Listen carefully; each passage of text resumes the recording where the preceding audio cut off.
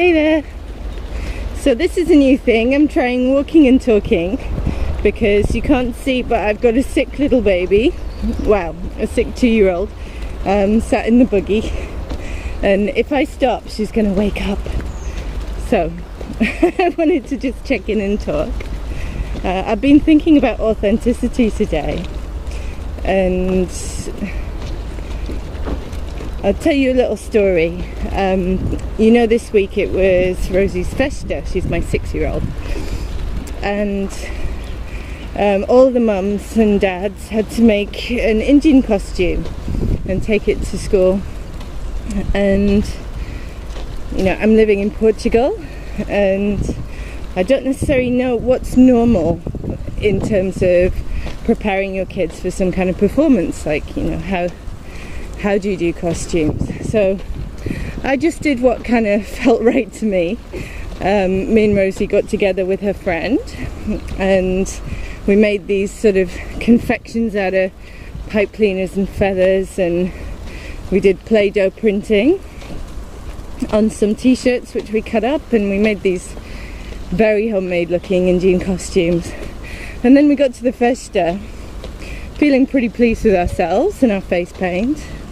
And everybody else was in these really professional looking costumes. They were either things that had been bought off the peg, or, you know, or people had gone to the costureira, who is the person who does sewing in the community, and they'd said, can you make an Indian costume like this? So there were all these different costumes and all these different expressions of being an Indian for the kids, and but I was with the only ones that really looked homemade, and I sort of felt bad about that for a moment.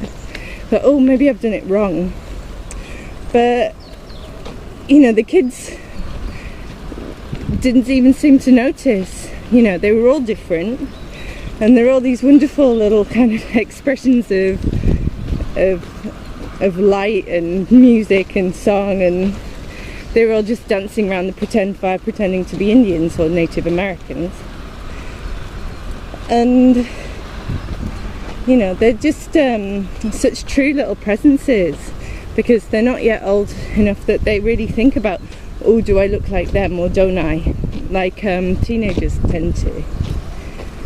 And I think we can all learn from that. I mean, why not just be a true expression of whatever we are at that moment, which for them it's just singing and dancing what's in their hearts, and the costumes that they're putting on, they're just a vehicle to help them do that. And I thought it's the same thing with us. I mean, we get really tempted to make up these characters that kind of represent ourselves, and then we expect ourselves to conform to this type that we've invented. You know, we completely forget that we invented it in the first place, and that stamps a little bit on our authenticity and our spontaneity, because all we can ever do is express ourselves through what's true to us at that moment. And no matter what characters we invent, and we will invent them, they're just vehicles for us to express ourselves. And it's the same thing with Christmas. I mean, being present with what you've got and using whatever you have to hand in that moment in terms of thought or actual real stuff, you know, that's all of that is a vehicle to express what's in your heart, and there's no need to create it a particular way. There's no need to sort of have this perfect vision that you need to conform to. Whoop, we're going downhill. And you know, like today I wasn't going to get a nice perfect video, but here we are, walking around having a chat, and now I'm going to go and take this little one for some hot lemon water and a toasty.